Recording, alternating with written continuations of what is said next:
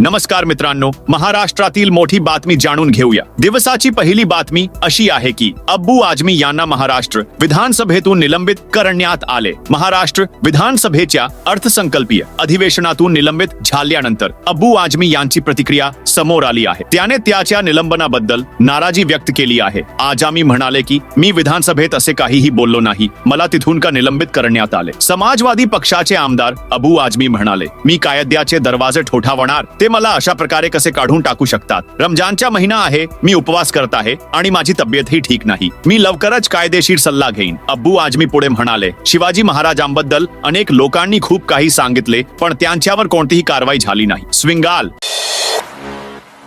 मराठी ही मुंबई आणि महाराष्ट्राची भाषा आहे। वादांदरम्यान आरएसएस नेत्याचे स्पष्टीकरण। राष्ट्रीय स्वयंसेवक संघाचे आरएसएस नेते सुरेश भैयाजी जोशी यांनी गुरुवारी सांगितले की मराठी ही मुंबई आणि महाराष्ट्राची भाषा आहे आणि बाहेरून येणाऱ्या आणि इतर भाषा बोलणाऱ्या लोकांनाही ती समजली पाहिजे। जोशी म्हणाले, मराठी ही माझी मातृभाषा आहे आणि मला तिचा अभिमान आहे। बुधवारी मुंबईतील घाटकोपर परिसरातील एका कार्यक्रमात त्यांनी केलेल्या वक्तव्यानंतर जोशी यांचे हे विधान आले आहे, ज्यावर विरोधी पक्ष शिवसेना, युबीटी आणि काँग्रेसने जोरदार टीका केली होती। जोशी म्हणाले, मराठी ही महाराष्ट्राची आणि मुंबईची ही भाषा आहे, याबद्दल काही शंका नाही। मुंबईत अनेक भाषा बोलणारे लोक एकत्र राहतात। ते म्हणाले, बाहेरून येणारे आणि इतर भाषा बोलणारे लोकही मराठी समजतील अशी अपेक्षा आहे। घाटकोपर कार्यक्रमातील त्यांच्या वक्तव्याचा गैरसमज झाल्याचेही जोशी म्हणाले।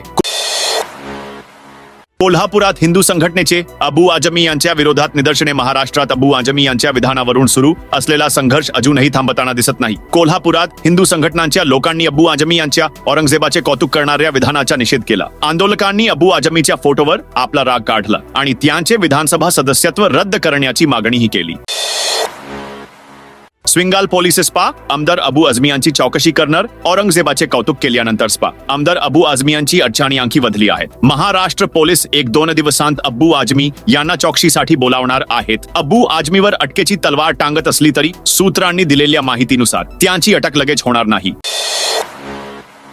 लाडकी बहन योजनेवर मंत्र्यांचे मोठे विधान। महायुती सरकारच्या निवडणूक आश्वासनानुसार लाडकी बहन योजनेची रक्कम 2100 रुपये वाढवण्याच्या मुद्द्यावर विरोधकांनी सरकारला प्रश्न विचारला। यावर मंत्री अदिती तटकरे म्हणाल्या की हे आश्वासन पूर्ण केले जाईल, परंतु वेळ मर्यादा निश्चित केलेली नाही, कारण जाहीरनाम्याच्या अंमलबजावणीचा कालावधी 5 वर्षांचा आहे। योजनेच्या पात्र लाभार्थ्यांना अपात्र ठरवण्यासाठी नवीन निकष तयार केले जात असल्याच्या वृत्तांचेही मंत्री तटकरे यांनी खंडन केले। सध्या या योजनेअंतर्गत आर्थिक दृष्ट्या कमकुवत महिलांना दरमहा 1500 रुपये दिले जातात। ते म्हणाले की मुख्यमंत्री देवेंद्र फडणवीस यांनी कधीही असे म्हटले नाही की निवडणुकीतील आश्वासन म्हणून 2100 रुपये देण्याची घोषणा या वर्षीच्या अर्थसंकल्पात 10 मार्च रोजी सादर होणाऱ्या किंवा चालू अर्थसंकल्पीय अधिवेशनात 20 मार्च पर्यंत चालणाऱ्या केली जाईल।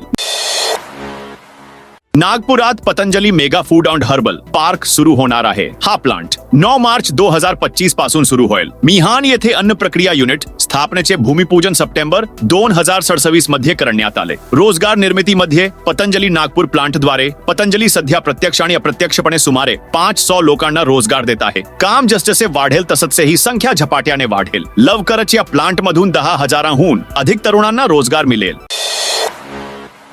माटुंगा येथील अनधिकृत दुकानांवर महापालिकेची कारवाई। महानगरपालिकेच्या एफ उत्तर विभागाने गुरुवारी माटुंगा रेल्वे स्टेशन आणि भांडारकर रोड जवळील फुले बाजार परिसरातील 55 अनधिकृत दुकाने पाडण्याची कारवाई केली। भांडारकर रोडवरील माटुंगा रेल्वे स्टेशन आणि फुले बाजार परिसरात फुटपाथ आणि रस्त्यांवर अतिक्रमणे तसेच अनधिकृत बांधकामे असल्याचे पालिकेला आढळून आले। या पार्श्वभूमीवर महापालिकेच्या एफ उत्तर विभागाने निष्कासन मोहीम राबवली। या अंतर्गत सुमारे 300 मीटरच्या परिघात 22 अनधिकृत दुकाने आणि 30 अतिक्रमित दुकाने पाडण्यात आली।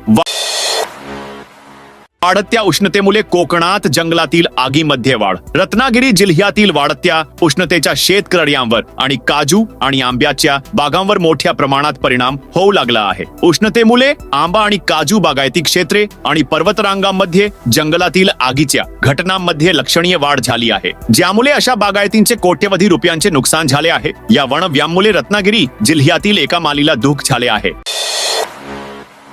अमरावती ते मुंबई विमान प्रवास लवकरच. गेल्या अनेक महिन्यांपासून चर्चेत असलेले अमरावती विमानतळ आता जवळ तयार झाले आहे आणि लवकरच म्हणजे एका महिन्याच्या आत या विमानतळावरून पहिले विमान उड्डाण करण्याची शक्यता आहे. अलीकडेच या विमानतळावर air calibration of precision alien approach path indicator PAPI चाचणी यशस्वीरित्या पूर्ण झाली. यामुळे अमरावती वासियांना विमानाने मुंबईला जाण्याचा मार्ग मोकळा झाला आहे. अमरावती विमानतळावरून उड्डाणे चालविण्यासाठी DGCA कडून परवानगी मागण्यात आली आहे. ही परवानगी मिळाल्यानंतर येथून नियमित उड्डाणे सुरू होतील. सातारा येथील IT पार्क प्रस्तावाला मंजुरी. साताऱ्यात IT पार्कच्या प्रस्तावाला सरकारने मान्यता दिली असून त्यासाठी जमीन हस्तांतरण प्रक्रिया लवकरच सुरू होईल, असे खासदार उदयनराजे भोसले यांनी पत्रकार परिषदेत सांगितले. शहरातील घोडोली येथील आयुर्वेदिक उद्यानात खासदार उदयनराजे भोसले आणि मान्यवरांनी साताऱ्याचे पहिले सार्वजनिकरित्या नियुक्त महापौर स्वर्गीय श्रीमंत छत्रपती प्रतापसिंह महाराज उर्फ दादा महाराज यांच्या स्मृतीस आदरांजली वाहिली. यावेळी त्यांनी श्रीमंत छत्रपती प्रतापसिंह महाराज उर्फ दादा महाराज ग्रंथालयाचे उद्घाटनही केले. उदयनराजे पत्रकारांशी बोलत होते. शेतकऱ्यांना त्यांच्या जमिनीवर आरक्षण नको. न्यू महाबलेश्वर सुनावणी दरम्यान शेतकऱ्यांची मागणी. नवीन महाबलेश्वर तालुक्यातील शेतकरी हे लहान जमीन मालक आहेत आणि आज येथील शेतकऱ्यांनी नवीन महाबलेश्वर प्रकल्पात या शेतकऱ्यांच्या जमिनीवर कोणतेही आरक्षण देऊ नये आणि योजनेत सुचवलेले आरक्षण रद्द करावे अशी मागणी केली आहे. महाराष्ट्र राज्य रस्ते विकास महामंडळामार्फत राबविण्यात येणाऱ्या नवीन महाबलेश्वर प्रकल्पाच्या प्रकाशित आराखड्यावरील आक्षेप आणि सूचनांबाबत महाबलेश्वर तालुक्याची सुनावणी मंगळवारी तापोला येथे पार पडली. धनंजय मुंडे यांनी महाराष्ट्राच्या मंत्रिपदाचा राजीनामा दिला आहे. महाराष्ट्राचे कॅबिनेट मंत्री धनंजय मुंडे यांनी आपल्या पदाचा राजीनामा दिला आहे. धनंजय मुंडे यांचे PA प्रशांत जोशी राजीनामा घेऊन मुख्यमंत्री देवेंद्र फडणवीस यांच्या निवासस्थानी पोहोचले. देवेंद्र फडणवीस यांनी सांगितले की धनंजय मुंडे यांनी मला राजीनामा दिला आहे. मी राजीनामा स्वीकारला आहे. पुढील कारवाईसाठी राजीनामा राज्यपालांकडे पाठवण्यात आला आहे. सरपंच संतोष देशमुख यांच्या हत्येप्रकरणी धनंजय मुंडे यांचे निकटवर्तीय वाल्मिक कराड यांना आरोपी बनवण्यात आल्यानंतर मुख्यमंत्री देवेंद्र फडणवीस यांनी मुंडे यांना मंत्रिपदाचा राजीनामा देण्यास सांगितले होते.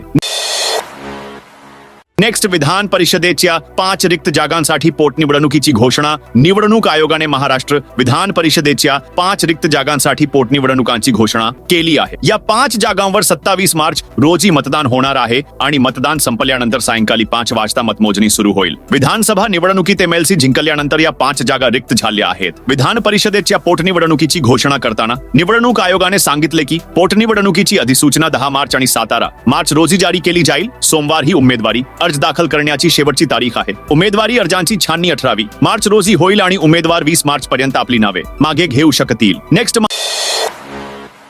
महाराष्ट्र सरकार विरुद्ध कारवाई करण्याची तयारी. MVAची धनंजय मुंडे यांनी अर्थसंकल्पीय अधिवेशनात मंत्रिपदाचा राजीनामा दिल्याची माहिती विधिमंडळाला न दिल्याबद्दल विरोधी पक्ष महाविकास आघाडी महाराष्ट्र सरकार विरुद्ध विशेषाधिकार भंगाचा प्रस्ताव आणेल असे राष्ट्रवादी काँग्रेसचे शरद पवार नेते जयंत पाटील यांनी मंगळवारी सांगितले. मंगळवारी अधिवेशन सुरू होण्यापूर्वी मुख्यमंत्री देवेंद्र फडणवीस यांनी मुंडे यांच्या राजीनाम्याची माहिती माध्यमांना दिली आणि तो स्वीकारल्याचे सांगितले. नेक्स्ट वडिलांच्या विधानावरून गोंधळ थांबला नाही आणि मुलाने सुरू केला नवा वाद. समाजवादी पक्षाचे सपा आमदार अबू आझमी यांनी महाराष्ट्र विधानसभेत औरंगजेबावर केलेल्या विधानावरून सुरू झालेला वाद अजून शांत झालेला नाही. तोच त्यांचा मुलगा अबू फरहान आझमी यांनी एक नवीन गोंधळ उडवला आहे. गोवा पोलिसांनी मंगळवारी फरहान आणि त्याच्या मित्रांविरुद्ध सार्वजनिक ठिकाणी भांडणे आणि शांतता भंग केल्याबद्दल गुन्हा दाखल केला. उल्लेखनीय म्हणजे फरहान आझमी हा एक रेस्टॉरंट मालक आहे आणि अभिनेत्री आयशा टाकियाचा पती आहे. गोव्यातील केनंडोलिम परिसरातील एका सुपरमार्केट बाहेर झालेल्या भांडणात त्याच्याकडे परवानाधारक बंदूक असल्याचा अभिमान बाळगल्याचा आरोप आहे. पोलिसांनी दिलेल्या माहितीनुसार सोमवारी रात्री नियंत्रण कक्षाला या भांडणाची माहिती मिळाली. जेव्हा पोलीस घटनास्थळी पोहोचले तेव्हा त्यांना आढळले की 2 गटांमध्ये किरकोळ कारणावरून वाद सुरू होता, ज्यामध्ये फरहान आझमीचा गटही होता. नेक्स्ट महाराष्ट्र विधानसभेत विरोधी पक्षनेतेपदासाठी उद्धव ठाकरे यांनी दावा केला आहे. महाराष्ट्र विधानसभेतील विरोधी पक्षनेतेपदासाठी शिवसेनेने युबीटी आपला दावा मांडला आहे. ज्येष्ठ आमदार भास्कर जाधव यांना या कॅबिनेट दर्जाच्या पदासाठी नामांकित करण्यात आले आहे. पक्षप्रमुख उद्धव ठाकरे यांनी मंगळवारी ही माहिती दिली. त्यांनी सांगितले की या संदर्भातील पत्र विधानसभा अध्यक्ष राहुल नार्वेकर यांना सादर करण्यात आले आहे. ठाकरे म्हणाले, शिवसेने युबीटी ने विरोधी पक्षनेतेपदाची मागणी केली आहे. या संदर्भात आम्ही अध्यक्षांना पत्र दिले आहे. आम्हाला खात्री आहे की लोकशाही मूल्ये लक्षात घेऊन निर्णय घेतला जाईल. 24 मार्च रोजी अर्थसंकल्पीय अधिवेशन संपण्यापूर्वी यावर निर्णय घ्यावा, यावर त्यांनी भर दिला. नेक्स्ट, भटक्या समाजाला न्याय मिळेल, रामदास आठवले यांनी ठोस पावले उचलण्याच्या सूचना दिल्या. Republican party of India RPI चे अध्यक्ष आणि मंत्री रामदास आठवले यांनी मुक्त, भटक्या, अर्धभटक्या आणि आदिवासी समुदायांना मुख्य प्रवाहात जोडण्यासाठी आणि त्यांच्या हक्कांचे संरक्षण करण्यासाठी ठोस पावले उचलण्याचे आश्वासन दिले आहे. सोमवारी सामाजिक कार्यकर्ते संजय मारुती कदम यांनी शास्त्री भवन येथे मंत्र्यांची भेट घेतली आणि भटक्या समाजाच्या विविध समस्या सोडवण्याची मागणी करणारे 12,000 कुटुंबांचे सर्वेक्षण फॉर्म आणि मागणी पत्रे सुपूर्द केली. यावर रामदास आठवले यांनी मंत्रालय, प्रशासन आणि राज्य सरकारला आवश्यक मार्गदर्शक तत्त्वे जारी करण्याचे आश्वासन दिले. नेक्स्ट मित्रांनो, ही आज महाराष्ट्राची मोठी बातमी होती. तुम्ही सध्या ज्या जिल्ह्याचा हा व्हिडिओ पाहत आहात त्याचे नाव सांगा.